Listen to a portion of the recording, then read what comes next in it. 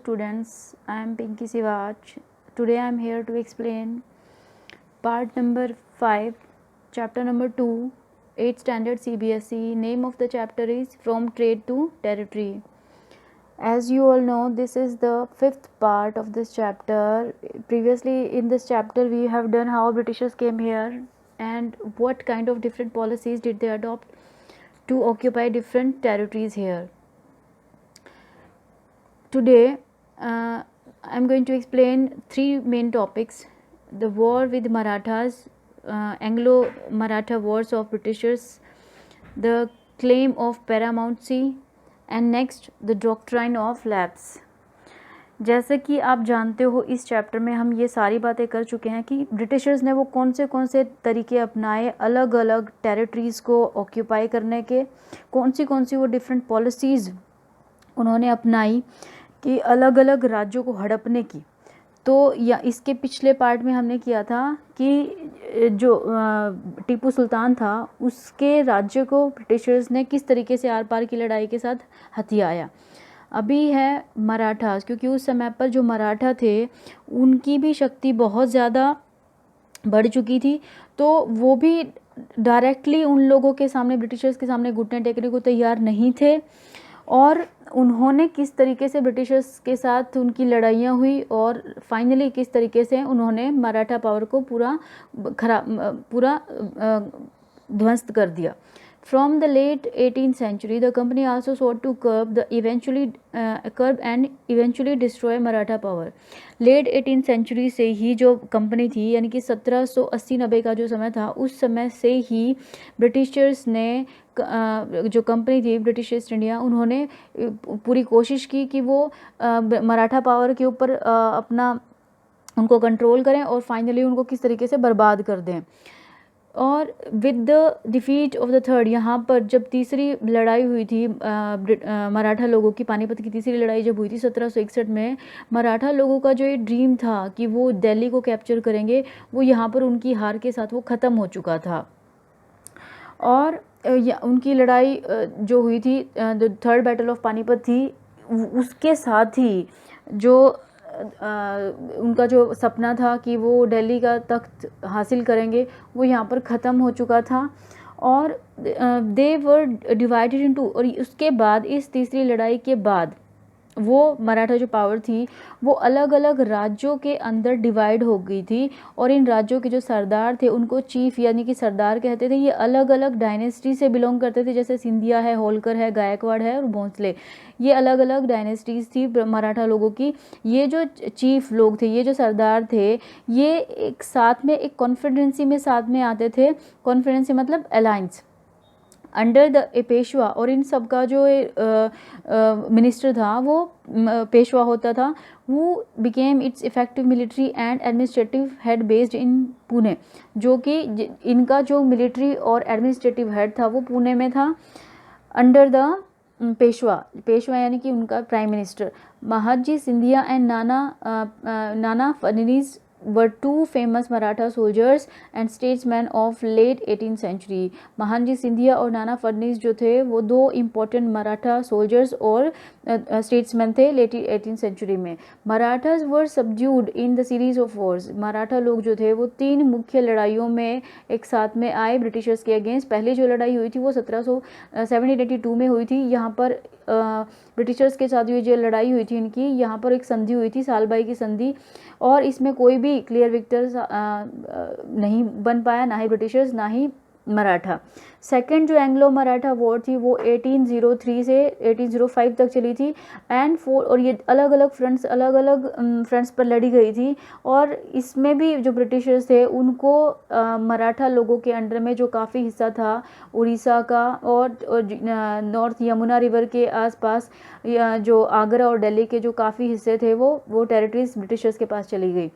Finally जो third Anglo Maratha war थी 1817 से 1819 तक, इसने मराठा पावर को पूरी तरीके से बर्बाद कर दिया। The Peshwa was remove, Peshwa को उसके पद से हटा दिया गया और उसको बैतूल भेज दिया गया जो कानपुर के पास है, पेंशन देकर। The company now had complete control over the territories south of Vindhyas. अब कंपनी का पूरा तरीके से कंट्रोल हो गया था विंध्या पर्वत के जो साउथ का एरिया था, मीन्स महाराष्ट्र का जो पूरा एरिया था मराठा लोगों के अंडर में, उस सभी के ऊपर अब ब्रिटिशर्स का कब्जा हो गया था।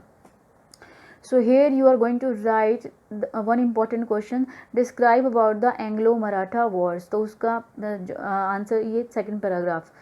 द क्लेम ऑफ पैरामाउंसी, अब ये क्या है क्लेम ऑफ पैरामाउंसी के, पैरामाउंसी का मतलब होता है मोस्ट इम्पॉर्टेंट, सबसे important.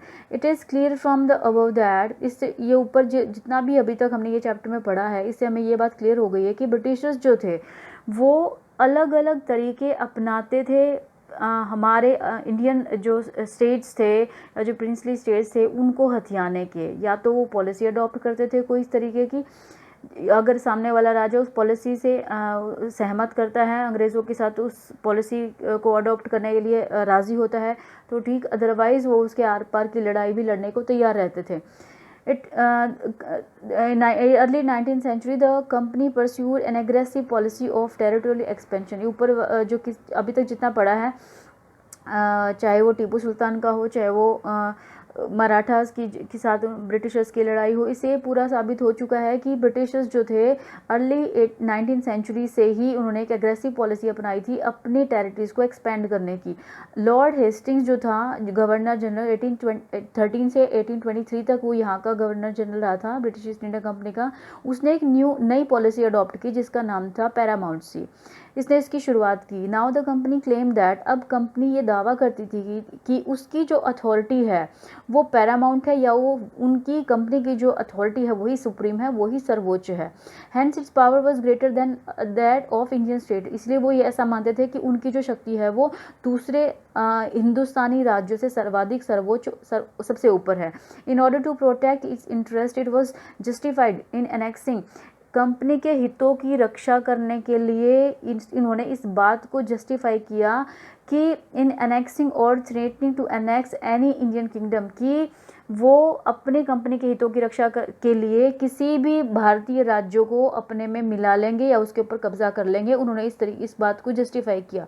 This view continue to guide later British policies as well, और यही जो उनका व्यू था बाद की उनकी पॉलिसीज़ में भी यही व्यू जो था वो सुप्रीम माना जाता था।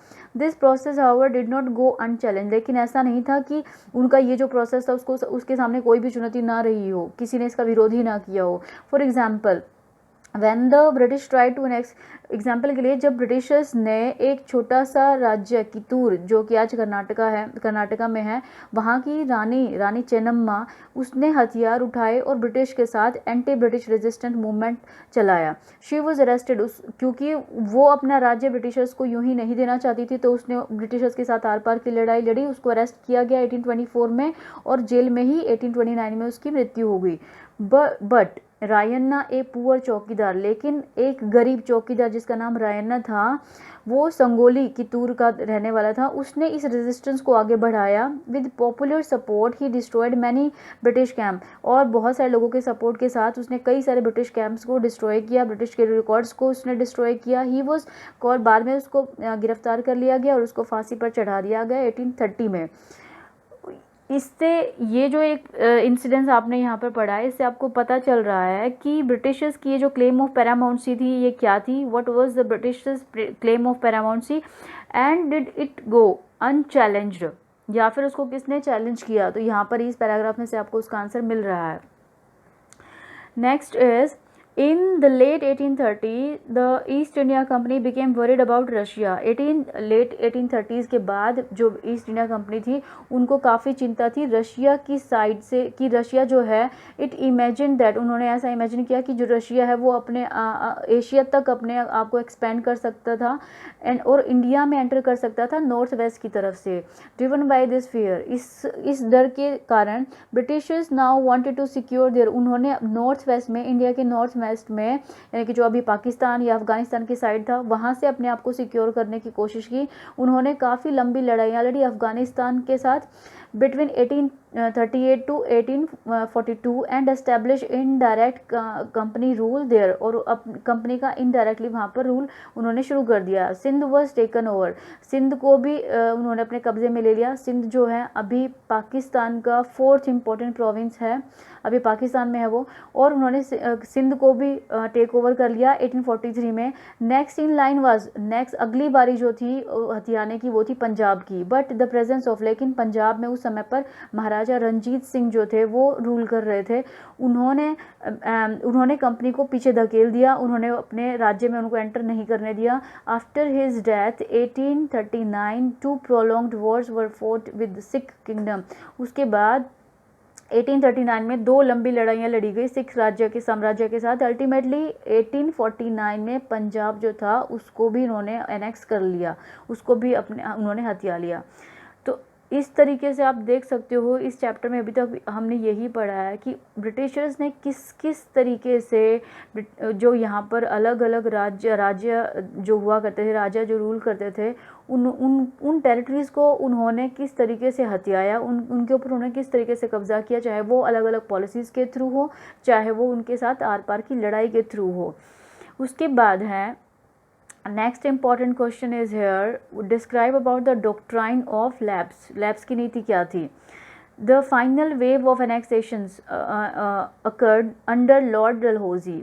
लॉर्ड डलहौजी जो था, फाइनल जो एनेक्सेशन का वेव था वो कब कंप्लीट हुआ, लॉर्ड डलहौजी के अंडर में, जो कि गवर्नर जनरल रहा था भारत का 1848 से 1848 टू 1856 तक।